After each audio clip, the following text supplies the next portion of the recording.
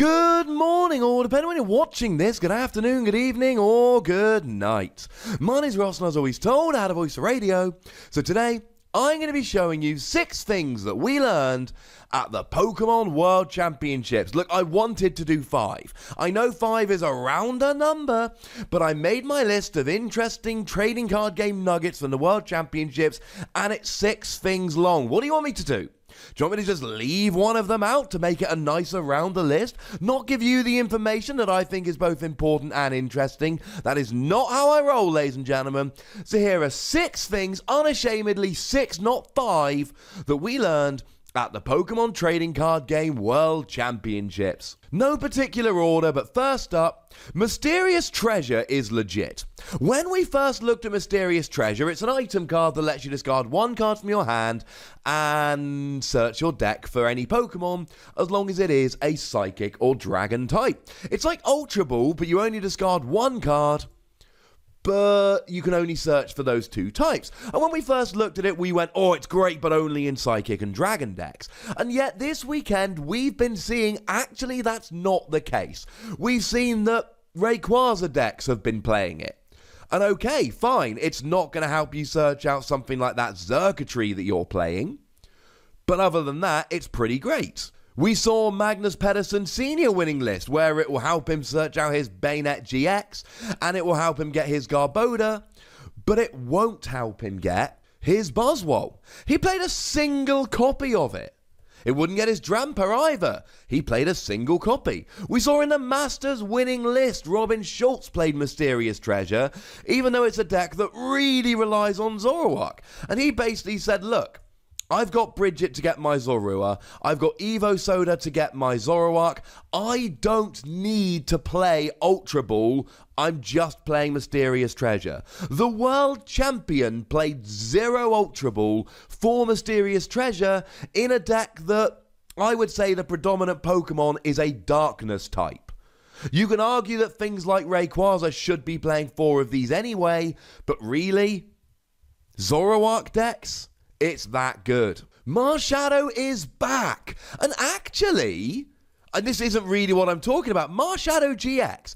I've spent the last couple months in my videos telling you that nobody is playing MARSHADOW GX, and then it made it to the World Finals in the Masters Division, whoopsie daisy. But largely, I'm talking about MARSHADOW from Shining Legends here, the one with Let Loose. We saw this played in a lot of Rayquaza decks over the weekend. We did see it in other decks as well, but we saw it in a lot of Rayquaza decks. Its ability is a judge. It resets both players to a new hand of 4. And, I mean, we saw Pedro Eugenio Torres win a game he had no business winning to put himself into the top 8 by dropping one of these and hoping his opponent drew nothing. Go first, drop a MARSHADOW, hope your opponent draws nothing. It is a legitimate option in a game where you are not favoured. MARSHADOW saw a lot of rep at the World Championships this season. Expect to see it a lot next season. Buzzwole from Forbidden Light is ridiculous. It's probably the best attacking Pokemon in the format. When we first looked at it, we said, look, Sledgehammer is amazing when your opponent's got 4 prizes remaining, 1 hit KO a Zoroark for 1 energy, but it's so much more than that. Because you've got damage modifiers. You add a Diancie Prism Star and a Choice Band. That's a 1-hit KO on a Tapu Lele. You had a Strong Energy as well. There's a KO on a Buzzwole GX. Yeah, I know Strong Energy's rotating, but we're still going to have Beast Energy. And then we've also got Beast Ring that lets you accelerate energy onto it when your opponent's got 3 or 4 prizes remaining. And that means that Swing Around is actually quite good, because again, you've got Diancie Prism Star, you've got Choice Band. We saw this popping up in Magnus's Bayonet deck. He played 1 copy of Buzzwole and 4 Rainbow Energy, pretty much just to use Buzzwole. That's ridiculous. That's utterly ridiculous. We saw Buzzwole decks combined with Shrine of Punishment, more on that in a moment, just absolutely wrecking face this weekend. We saw Buzzwole decks that were almost abandoning Buzzwole GX, and some of which that did, because this Buzzwole is so good. This Buzzwole is over the top, ladies and gentlemen. It is absolutely ridiculous, and it probably is the best attacker in the format right now. Maybe it's just because ZOROARK sees a lot of play, and as a side note, Sledgehammer's really good at getting a KO on a Zorua in the early game. But maybe it's more than that. Now, certainly Strong Energy does make it better, because Sledgehammer with a Strong Energy Diancie Prism Star, you're hitting 70 and getting pretty much any pre-evolution, like an Inkay or a Trubbish. It's redonk. Won't be quite as good when Strong Energy goes away, but don't look for this Pokemon to go very far. Speaking of Shrine of Punishments, it is legit. I've been telling anyone that will listen for a couple of months now that Shrine of Punishments is going to change the format, and it did. We saw people teching in Shrine of Punishments. Essentially, any deck that didn't need many GXs would tech it in. We saw people combining it with Bayonet, who really could have got a spot on this video because Bayonet showed up a lot more than I thought it would, whereby your Bayonet takes a damage counter from Shrine of Punishment, and then you just move it to your opponent, which is kind of hilarious.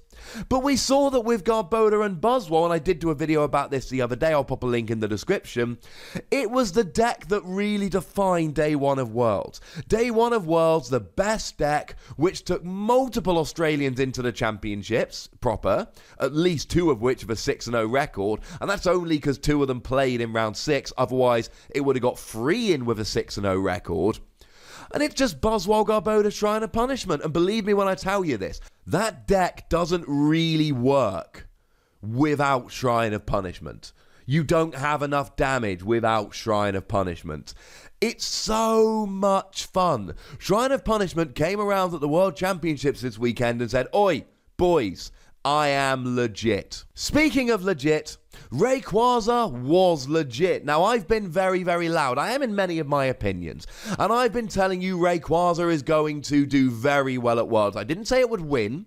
I said it would impact. Either it would win or it would lose because people were countering it. And some people have told me that Rayquaza didn't have that good a showing at Worlds. My counter argument is this. There was only one deck that had more than one space in the top cut of the World Championships. It was Rayquaza, and it had 3.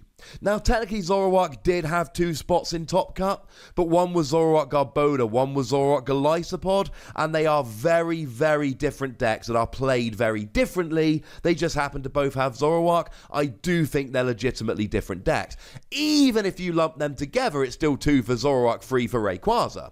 In the top 8 of the World Championships, the predominant deck was Rayquaza.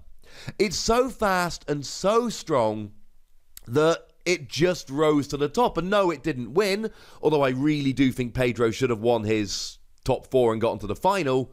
He still would have lost to Robin, but I still think it should have been in the final. But I don't think not winning means that Rayquaza was a failure. It took 3 of the top 8 spots in a format where no other deck took more than 1.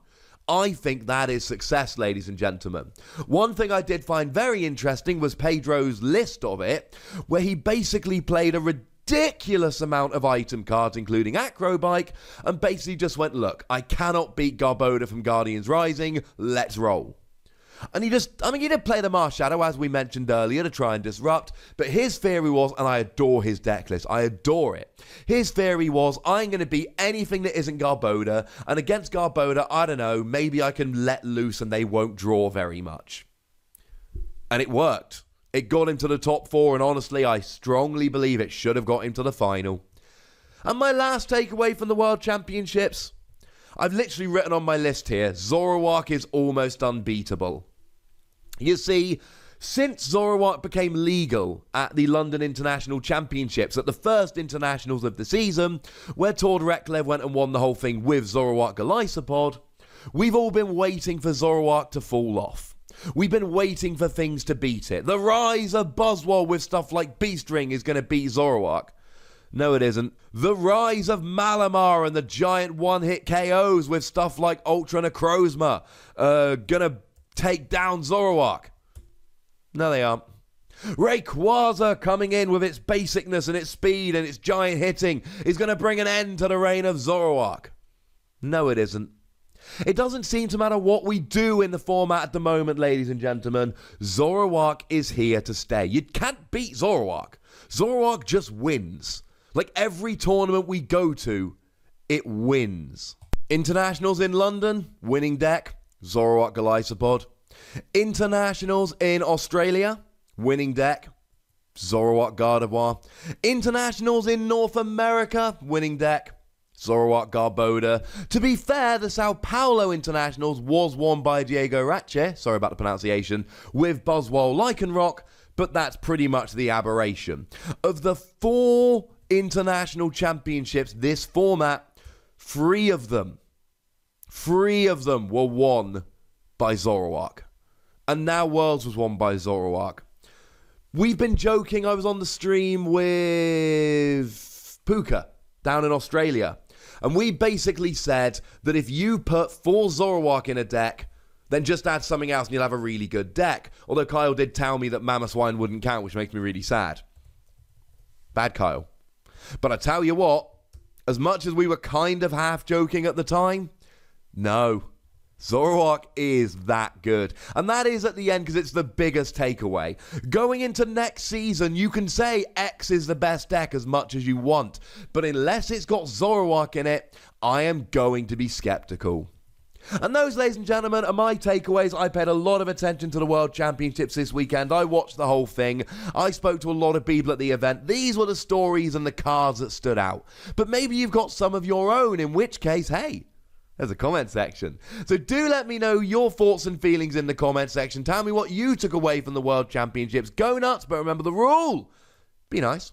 Make sure you like this video, subscribe to this channel, follow me on Twitter at TheWasi, and Twitch for some live action at twitch.tv/PTCGRadio. If you want to support the channel, get some bonus podcasts and all of that, head on over to patreon.com/PTCGRadio, where you can do exactly that. But by far the most important thing, as always, is to look after yourselves until next time. Thank you very much for watching. My name's Ross, and you've been watching PTCG Radio.